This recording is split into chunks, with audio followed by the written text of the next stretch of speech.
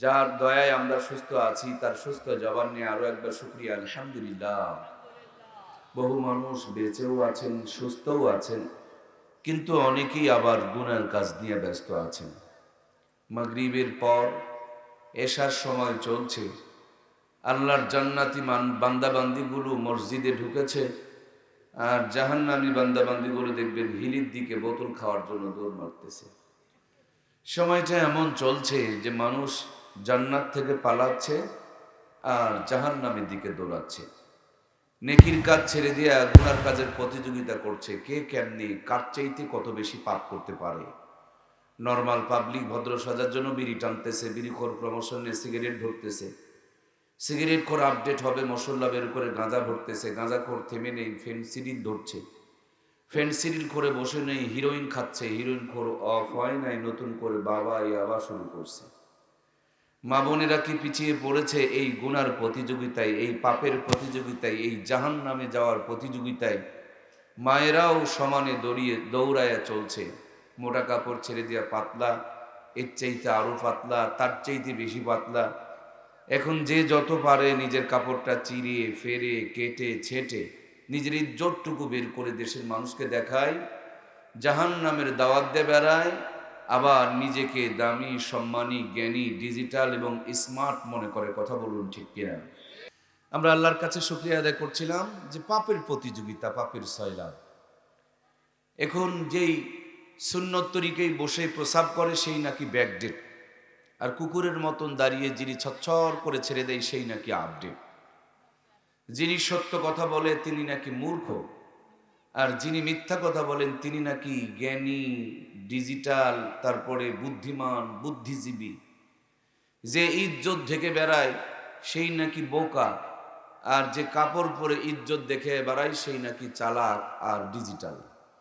আমার ভাইয়েরা, যখন পাপ করাটাই সহজ আর পাপ থেকে বাঁচাটাই বড় কঠিন, সেই মুহূর্তে আল্লাহ তাআলা আমাদেরকে পাপ মুক্ত রেখেছেন। এই জন্য আমরা খুশি না নারাজ? আরো একবার শুকরিয়া আদায় করি, পড়ি আলহামদুলিল্লাহ। আসমানের নিচে, জমিনের উপরে এর চাইতে কোনো মোবারক মজলিস নাই, দামি জায়গা নেই, শ্রেষ্ঠ জায়গা নেই, বরকতি জায়গা নেই, পবিত্র জায়গা নেই। আল্লাহর হাবিব বলেছেন, যেখানে কোরআন এবং হাদিসের আলোচনা হয় এটা হলো জান্নাতের বাগান। সুবহানাল্লাহ। তাহলে নবী আলাইহিস সালামের কথা অনুযায়ী আমরা জান্নাতে এসেছি, জান্নাতে বসেছি, এখন আমরা জান্নাতি মানুষ। আলহামদুলিল্লাহ বলুন। এটা যে জান্নাতের বাগান তার সহজ নমুনা দেখুন। এলাকায় বহু মানুষ আছে কিন্তু সবার তকদিরে জান্নাত নেই।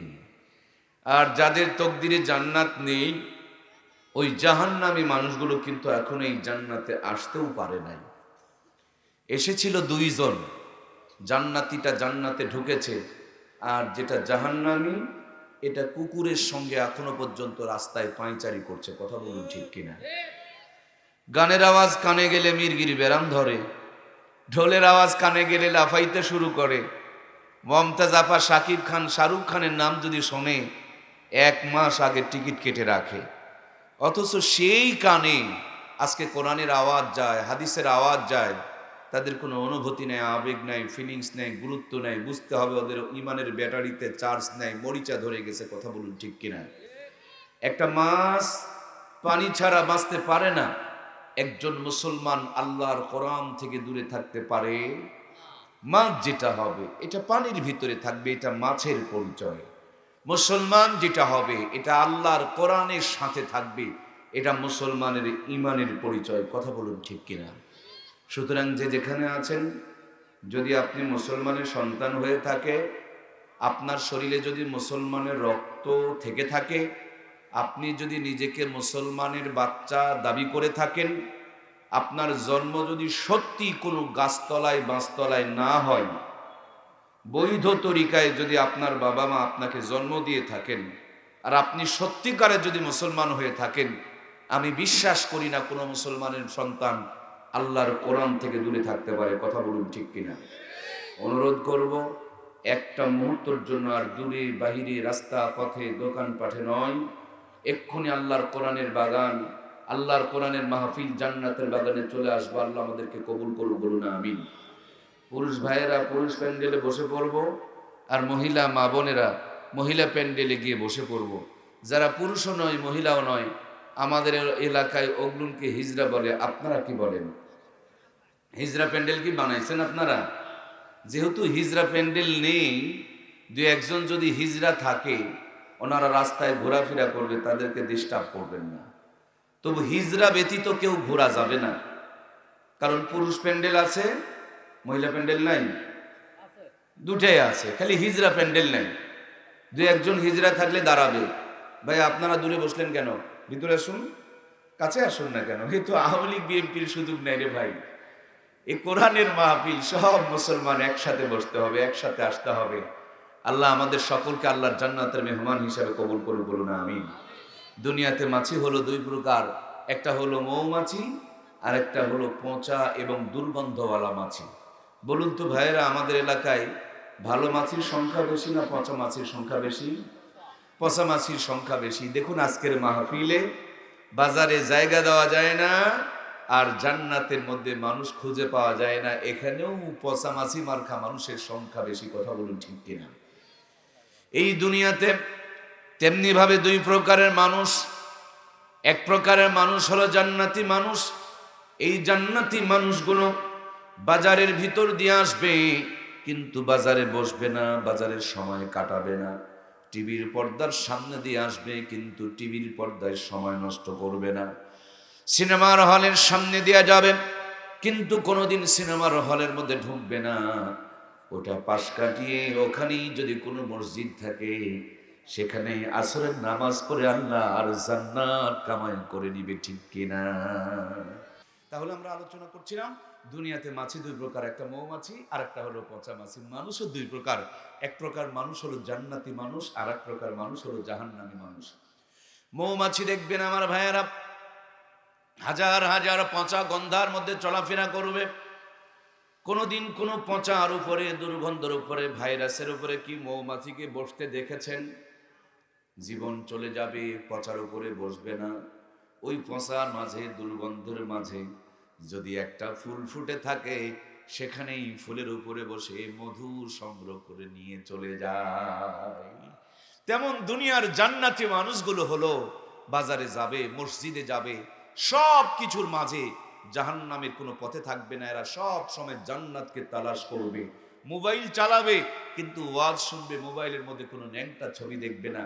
বাজারে যাবে, মসজিদে যাবে, চার দোকানে বসে বসে টিভির পর্দায় তাকিয়ে থাকবে না। মাহফিলে আসবে, সরাসরি ওয়াজ শুনবে, মার্কেটে মার্কেটে ঘুরে ঘুরে গুনাহ কামাই করবে না, ঠিক কিনা? প্রিয় ভাইয়ের আমার, আর একটা মাছি হলো পচা মাছি। ফুল বাগানে ঘুরবে, কিন্তু কোনো ফুলের উপরে বসবে না।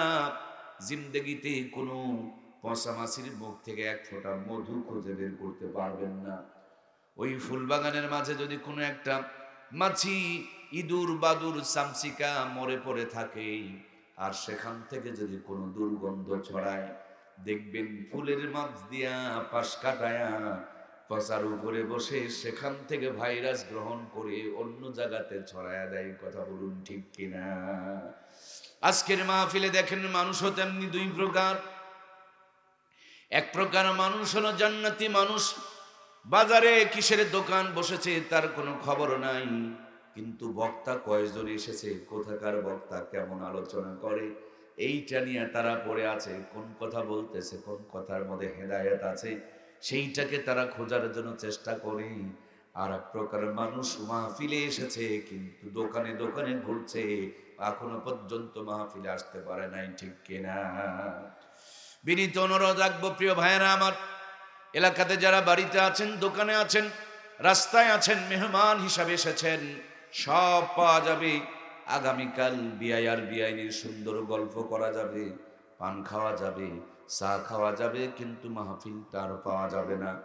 ডাক্তার আসার আগে কম্পাউন্ডার গুলো দেখবেন আপনার প্রস্রাব, পায়খানা, রক্তের গ্রুপ, হার্টবিট, নানান কিছু পরীক্ষা নিরীক্ষা করে আপনাকে একটা রিপোর্ট তৈরি করে দেয়। ওই রিপোর্ট অনুযায়ী ডাক্তার কিন্তু প্রেসক্রিপশন করে দেয়। ভাইয়েরা আমার, জীবনভর প্রেশার পরীক্ষা করলেন, ডায়াবেটিস পরীক্ষা করলেন, রক্তের গ্রুপ পরীক্ষা করলেন, হার্টবিট পরীক্ষা করলেন, বাম স্তনে 2 আঙ্গুল নিচে আলা ওয়াহিয়াল কালব নামক একটা ইমানের সিম কার্ড আছে, সেখানে ইমান থাকে। আমরা কি একটু আজকে আমাদের ইমানগুলো পরীক্ষা করা দরকার আছে না নাই? আমাকে যদি অনুমতি দেন, তাইলে আমরা যে নিজেকে মুমিন দাবি করছি, আসলে কি মুমিন আছি, না ভিতরে কোনো ভাইরাস ঢুকেছে? নিজেকে যে ইমানদার দাবি করছি, আমাদের ভিতরে কি পরিমাণ ইমান আছে, সেটা নিয়ে কিছু আলোচনা হবে। আমাকে কি উন্মুক্ত আপনারা অনুমতি দিলেন ইনশাল্লাহ?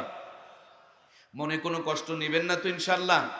দেখবেন যদি রক্ত পরীক্ষা করতে হয়, সোজা একটা ইঞ্জেকশনের সিরিজ ঢুকায় দেয়, আগে রক্ত নেয়, তখন কি কষ্ট লাগে না ভাইয়েরা? অবশ্যই কষ্ট লাগে। তারপরও আমরা কেন রক্ত পরীক্ষা করি? যে আমার রোগটাকে ধরতে হবে। আমার এই বক্তৃতায় কিছু কিছু কথায় আপনারা কষ্ট পাবেন, কিন্তু এই কষ্টগুলো যদি এখন করতে পারি, আল্লাহ জাহান্নামের বিশাল কষ্ট থেকে আপনাকে আমাকে মাফ করে দিবে।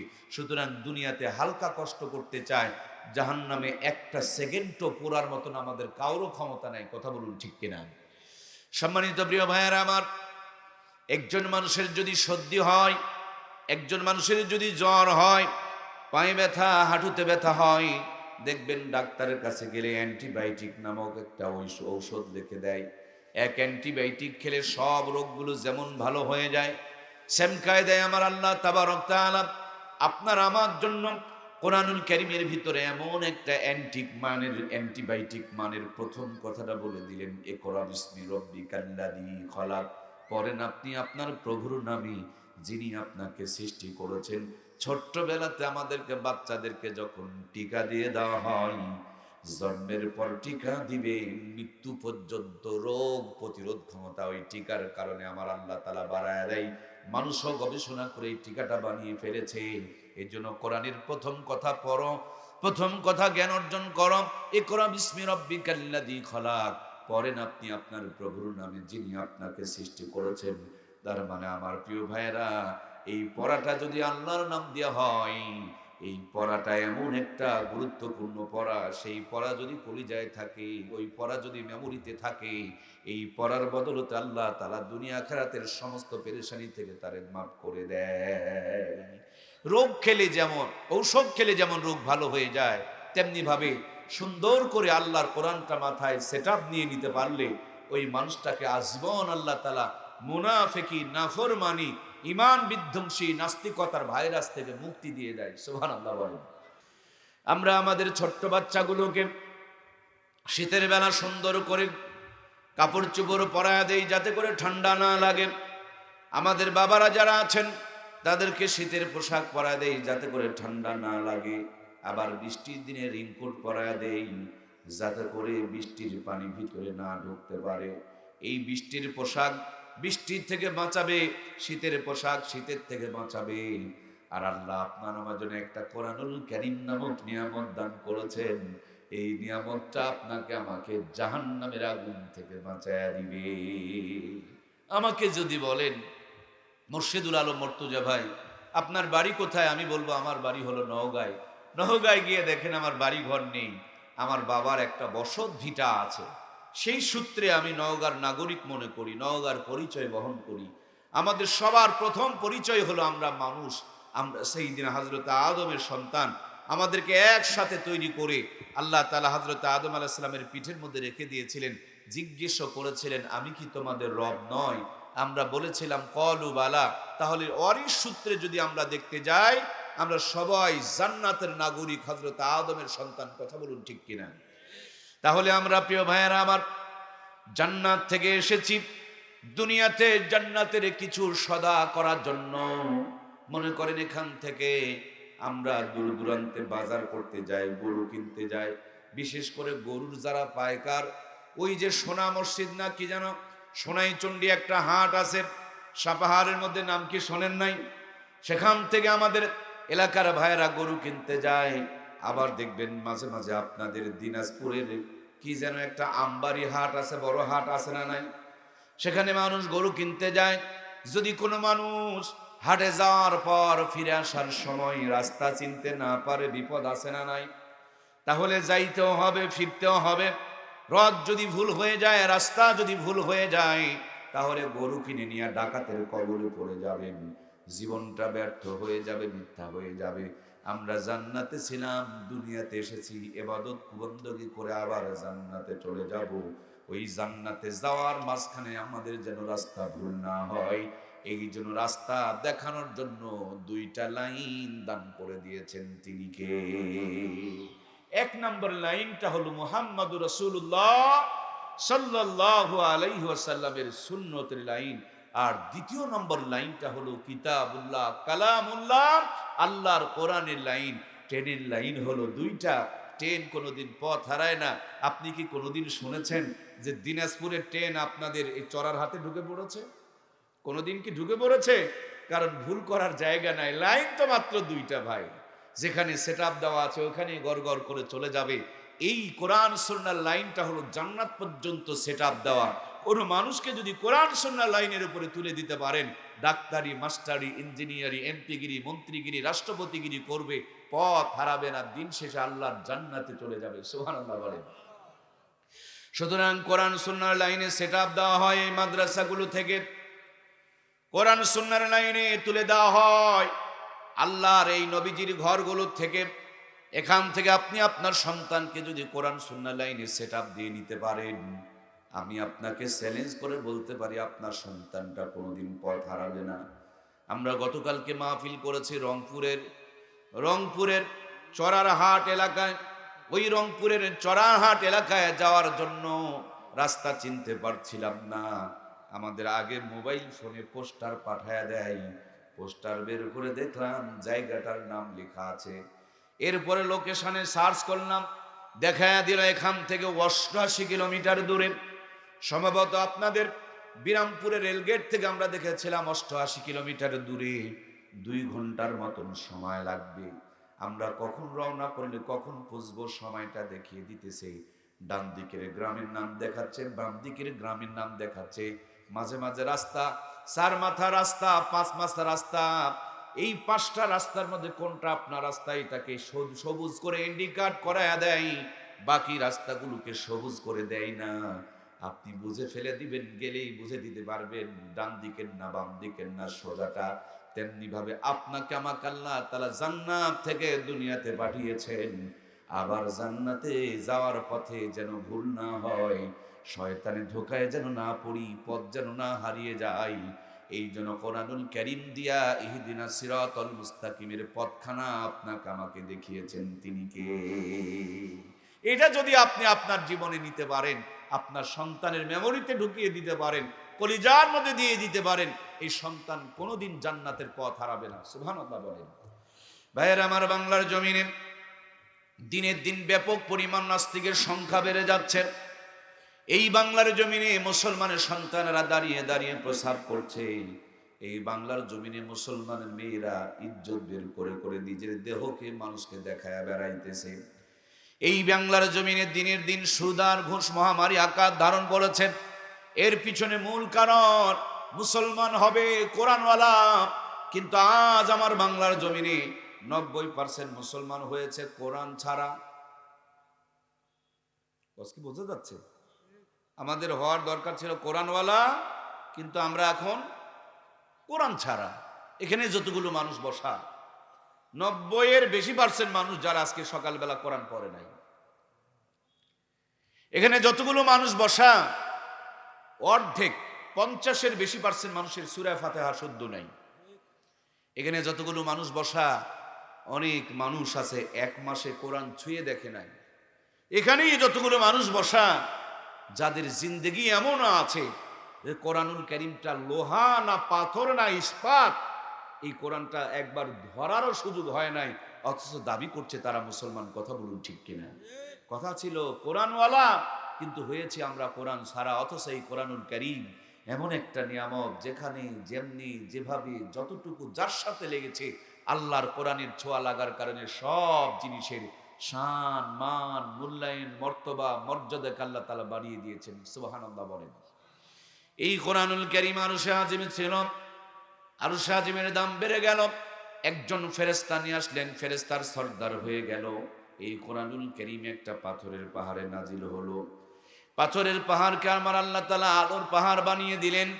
এই কোরআনুল কারীম একটি মোবারক মাসে নাজিল হলো। রমজান মাসকে আল্লাহ তাআলা 11 মাসের মধ্যে দামি আর সেরা বানায়া দিলেন।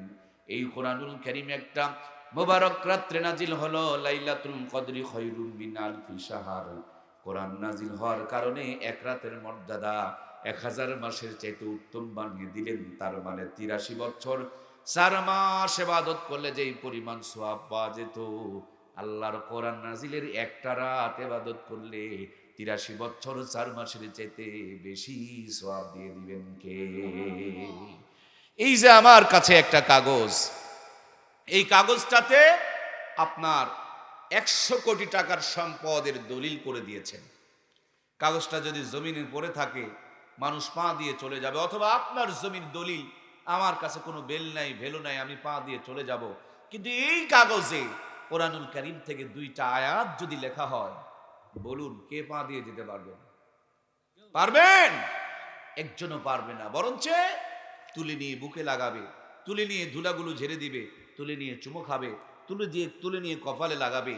কারণ এই সাদা কাগজটার ভিতরে 100 কোটি টাকার সম্পদ লিখে দিলে যেই পরিমাণ কাগজটার মূল্য বাড়ে না, শুধু 2টা আয়াত লিখলে তার চাইতে কোটি গুণ বেশি মূল্য কাগজটারই বেড়ে যায়। সুবহানাল্লাহ বলেন।